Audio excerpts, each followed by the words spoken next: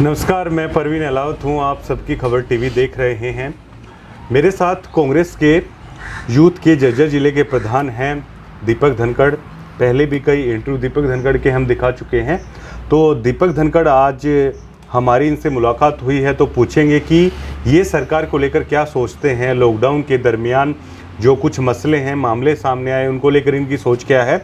दूसरी बात ये रहेगी कि प्रारंभ इंस्टीट्यूट है उसको गुड़गांव ले जाया जा रहा है। ये मुद्दा भी जर्जर जिले में लगातार तूल पकड़ता हुआ दिखाई दे रहा है। तमाम संगठन हैं वो अपना प्रोटेस्ट कर रहे हैं। कांग्रेस नेता है वो अलग से सरकार की आलोचना कर रहे हैं। तो विभिन्न पहलुओं पर दीपक धनखड़ से इस बाबत बात करेंगे।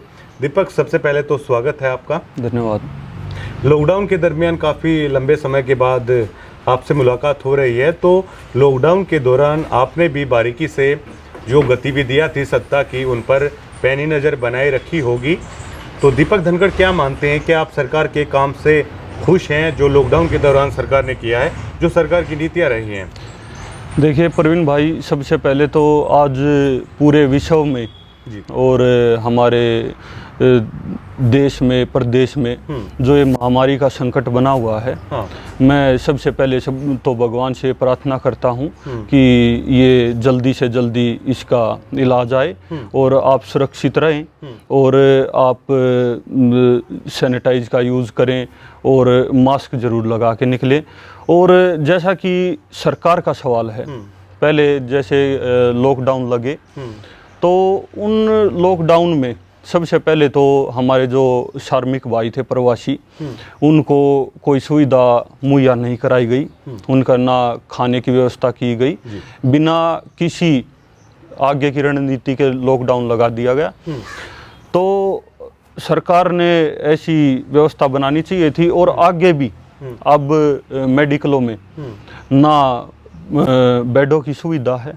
और मैं यही सरकार से दरख्वास्त करूंगा कि आने वाले समय में ज़्यादा से ज़्यादा मेडिकल में बेड की और इनकी सुविधा कराई जाए। क्या कांग्रेस सिर्फ मीडिया की रिपोर्ट देख के कहीं ना कहीं ये दावा तो नहीं कर रही है कि सरकार की नीतियां थी लॉकडाउन में वो पूरी तरह से अच्छी नहीं रही? या कांग्रेस के नेता ये भी बता सकते हैं कि ग्राउंड पर जाकर, या आपने ग्राउंड पे जाके देखा हो कि मेडिकल फैसिलिटी ठीक नहीं है, जो प्रवासी मजदूर थे उनको सुविधा नहीं दी गई? क्या कहेंगे?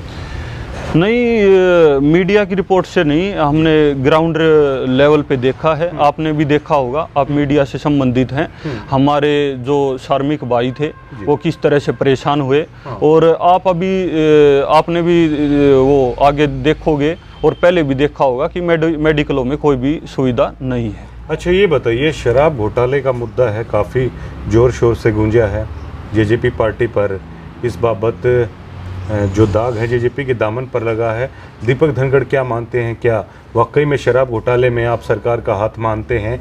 क्या दीपक धनखड़ मानते हैं कि सोनीपत में जो मामला उठ के आया था उस पर सरकार ने कहा है कि हमने निष्पक्ष जांच है करवाई है, निष्पक्ष कार्रवाई है की जा रही है? क्या मान के चलें? देखिए परवीन भाई, सबसे पहले तो हमारी प्रदेश की सरकार ने जो इस विभाग के मंत्री हैं जी, हमारे प्रदेश के उप मुख्यमंत्री दुष्यंत चौटाला जी, उन्होंने अपनी फजीयत कराई। सबसे हमारे प्रदेश में जो ठेके थे वो सबसे लेट बंद करे, वो पहले ही बंद कर देने चाहिए थे। क्या शराब की बिक्री जरूरी है या हमारे प्रदेश के जो जनता है उसको बीमारी से बचाना जरूरी है? और इस जो ये शराब घोटाला सोनीपत में हुआ है जी, इसमें पूरा हाथ है। और इसकी एसआईटी जो गठन किया था सरकार ने, उसकी रिपोर्ट जल्दी देने के लिए कहा था, लेकिन वो ठंडे बस्ते में डाल दी गई। तो इससे ये साफ सिद्ध होता है कि इसमें सरकार का भी हाथ है। अच्छा, ये बताइए कि एक मामला और तूल पकड़ा एक मामले ने। पीटीआई जो आपकी हुड्डा सरकार के राज में लगे थे उनको हटा दिया गया है। जेजेपी और बीजेपी ये दावा कर रही है कि कहीं ना कहीं आपकी पार्टी की कमियां थी, हटा दिया गया है। या आप ये मानते हैं कि कहीं ना कहीं सरकार ने इनका रोजगार छीना है? क्या आपका स्टैंड होगा इसको लेकर? देखो, हुड्डा सरकार ने तो उनको रोजगार दिया था जी, अभी सत्ता में वो बैठे हैं। उनके राज में नौकरी गई है। तो उनको ही कोई समाधान निकालना चाहिए और उनको वापस रोजगार देना चाहिए। अच्छा, प्रारंभ इंस्टीट्यूट है जज्जर में, जज्जर जिले में आप भी राजनीति करते हैं, हालांकि आपका विधानसभा क्षेत्र बादली है, उसको यहाँ से उठाकर गुड़गांव ले जाया जा रहा है। तमाम संगठन हुए वो इसके विरोध में है, आपकी पार्टी इसके विरोध में है। इसको लेकर आप क्या सोचते हैं कि शिक्षण संस्थान है जज्जर से उठाकर गुड़गांव क्यों ले जाया जा रहा है? इसके पीछे सरकार की मंशा आप क्या मानते हैं? जबकि आपके राज्य में ये कहा जा रहा है कि ज़मीन अलॉट है वो हो चुकी थी, फंड है उसके लिए अलग से निकाल दिया गया था, क्या कहेंगे आप? देखिए, इसमें सरकार की मंशा बिल्कुल साफ नहीं है, बिल्कुल गलत मंशा है। और हमारे जज्जर जिले के बच्चों के लिए शिक्षण संस्थान है और होना तो ये चाहिए सरकार को, और ज़्यादा से ज़्यादा यहाँ पर शिक्षण संस्थान देने चाहिए। और वो पहले से ही यहाँ पे जो इंस्टीट्यूट है उनको ले जाने में लगे हुए हैं। युवा कांग्रेस इस चीज़ का बहुत ज़्यादा विरोध करती है और आगे अगर इसको सरकार अपनी फैसले से नहीं मानती तो युवा कांग्रेस बड़ा आंदोलन करेगी। जी, मंडियों में किसानों के हालात अगर आपने नोट किए हों तो कैसा आपको लगा? सरकार का दावा है, दुष्यंत सिंह चौटाला बार बार मीडिया के सामने आए कि किसानों को कोई भी असुविधा है वो मंडियों में हुई नहीं। कांग्रेस लगातार ये कहती रही कि किसान मंडियों में परेशान है। आपने क्या नोट किया, आप क्या मानते हैं? क्या वाकई में जब किसान अपनी फसल मंडियों में लेके गया वो परेशान था? हाँ बिल्कुल, किसान बहुत ज़्यादा परेशान था। वो अपनी फसल बेचने के लिए मंडी में गया तो उसको कुछ भी सुविधा नहीं मिली और बहुत ज़्यादा मंडियाँ कर दी गई। तो इससे हमारे प्रदेश के किसान का बुरा हाल है। अच्छा, ये बताइए कि जब कांग्रेस के नेता मंडियों में गए तो सरकार की तरफ से ये कहा गया कि आप लॉकडाउन तोड़ने की कोशिश कर रहे हो, या कांग्रेस के नेता अगर किसी पहलू पर और क्रिटिसाइज करने की कोशिश करते हैं तो सरकार कह रही है कि आप ऐसी विपत्ति की घड़ी में साथ मिलकर काम नहीं करना चाहते, एकजुटता के साथ सरकार का साथ नहीं देना चाहते, क्या कहेंगे? देखिए, कोरोना महामारी में हम सरकार के साथ हैं, लेकिन सरकार की इसमें भी बहुत बड़ी विफलता है। उन्होंने कोई भी आपकी लॉकडाउन की बात हो, कोई भी फैसला अपनी रणनीति के हिसाब से आगे की वो देख के नहीं लिया।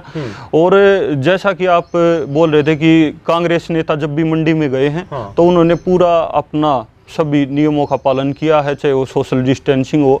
और इनकी बात करें इनके नेताओं की, तो ये जो दिन रात सेक्रेटरी सचिव काम करते रहे, जो लॉकडाउन में भी 3-3, 4-4 घंटे सोए हैं, उनको पीटने का काम ये बीजेपी नेता करते हैं। हम इसकी आलोचना करते हैं। जी जी, मैं आपसे ये भी जानना चाहूँगा कि कहीं ना कहीं अर्थव्यवस्था पर एक अच्छा खासा असर पड़ा है इस पूरे लॉकडाउन के दौरान, जब से कोरोना की महामारी फैली है। तो आप क्या मानते हैं, सरकार जो आगे अब हालात बिगड़ रहे हैं, आगे हालात हैं लगातार बिगड़ने के आसार हैं, चाहे कोई भी सेक्टर अगर आप उठा के देखो तो अर्थव्यवस्था पर काफ़ी सारा असर पड़ा है। क्या मानते हैं दीपक धनखड़ की सरकार की ऐसी नीतियाँ हैं कि जो आर्थिक मंदी आएगी उससे प्रदेश को उभार पाएंगे? क्या मानते हैं आप? देखिए, आर्थिक मंदी तो पहले ही कोरोना से पहले ही बहुत ज़्यादा आ चुकी थी जी। अब और भी आर्थिक मंदी आएगी। तो सरकार को अपने वो करने चाहिए, आर्थिक मंदी के अपने वो करने चाहिए, बनाने चाहिए नियम। और आप देखोगे कि पहले से इसका बहुत बड़ा फेलियर है, अब तो बिल्कुल गर्क होएगी अर्थव्यवस्था। अच्छा, ये बात हुई सत्ता की क्रिटिसाइज करने की। कोई ऐसी बात बताइए कि इस लॉकडाउन के दौरान यूथ कांग्रेस के जिला जज्जर के अध्यक्ष होने के नाते दीपक धनखड़ ने लोगों के बीच में कोई ऐसे काम किए हों ताकि लोग ये बोल सकें कि हाँ, इस जब लोगों को अच्छी खासी ज़रूरत थी अपने जनप्रतिनिधियों की, कि आपने लोगों के लिए कुछ काम किया हो। कुछ ऐसी बातें हैं जो दीपक धनखड़ हमसे शेयर करना चाहेंगे? देखिए, लॉकडाउन में जो भी प्रवासी श्रमिक भाई मेरे से मिला, मैंने उनकी मदद की। और मैं पहले भी जब भी मेरे बादली हलके के क्षेत्र के भाई बहनों को, हमारे बुजुर्गों को जहाँ भी मेरी ज़रूरत पड़ती थी मैं खड़ा रहता था। और आगे भी मैं खड़ा मिलूंगा, जैसी भी मेरे से मदद होएगी, जैसी भी मैं कर सकता हूँ मैं तैयार। आपकी विधानसभा क्षेत्र से आपकी पार्टी से 2 बार विधायक रहे थे नरेश प्रधान, वो अभय सिंह चौटाला के पक्ष में चले गए हैं। इनेलो में शामिल हो गए हैं, तो आप क्या मानते हैं, क्या इससे आपकी पार्टी को नुकसान होगा, क्या मान के चलें इन सब चीज़ों को? देखिए, वो उनका व्यक्तिगत फैसला है, वो कौन सी पार्टी में जाएं, लेकिन कांग्रेस पार्टी को इससे कोई नुकसान नहीं होगा जी। कांग्रेस पार्टी बिल्कुल मजबूत है और अच्छे से विपक्ष का अपना काम करेगी और आने वाले समय में कांग्रेस पार्टी सत्ता में आएगी। आखिरी सवाल है, बादली विधानसभा के लिए क्या मैसेज देना चाहेंगे इस कोरोना महामारी के दौरान, क्या कहेंगे लोगों को? मैं बादली हलके के मेरे बुजुर्गों को, मेरे युवा साथियों को, माताओं बहनों को यही संदेश देना चाहता हूं कि आप कोई ज़रूरत हो तभी घर से बाहर निकले, आप मास्क का यूज़ करें, आप सैनिटाइज का यूज़ करें, आप साबुन से हाथ धोएं, आप स्वस्थ रहें और सुरक्षित रहें। धन्यवाद। बहुत बहुत शुक्रिया दीपक जी। ये दीपक धनखड़ थे और इनका साफ तौर पर कहना है, चाहे दीपक धनखड़ हों, चाहे कांग्रेस के अन्य नेता हों, चाहे दीपेंद्र सिंह हुड्डा, चौधरी भूपेंद्र सिंह हुड्डा हो, लगातार इन मुद्दों को लेकर सरकार की तीखी आलोचना कर रहे हैं कि प्रवासी मजदूरों को खासी परेशानी का सामना करना पड़ा है, मंडियों में किसानों को परेशानी का सामना करना पड़ा है। जो मेडिकल सुविधाओं को लेकर भी कांग्रेस पार्टी है लगातार सरकार की आलोचना कर रही है, शराब घोटाले जैसे मसलों पर खुद ब खुद जो सरकार है वो सवालों के घेरे में है। तो कहीं ना कहीं तमाम कांग्रेसी नेताओं की बातों से लगता है कि किसी भी मुद्दे को लेकर वो सरकार पर नरम रुख अख्तियार करने के मूड में कांग्रेस के नेता बिल्कुल भी दिखाई नहीं देते। और दीपक धनखड़ ने साथ साथ ये भी कहा है कि प्रारंभ इंस्टीट्यूट को जो सरकार गुड़गांव लेकर जा रही है, उसको लेकर जो यूथ कांग्रेस है उसके लिए लगातार प्रदर्शन भी कर सकती है। यूथ कांग्रेस ज्ञापन भी देगी तमाम जो जिले के अधिकारी हैं उनको, और प्रारंभ इंस्टीट्यूट जैसे शिक्षण संस्थान हैं उनको, इनका कहना है कि यदि सरकार अगर शिक्षण संस्थान दे नहीं सकती तो सरकार को ये कोई हक भी नहीं है कि अगर शिक्षण संस्थान किसी जिले में है तो उसको बाहर लेके जाए। शुक्रिया।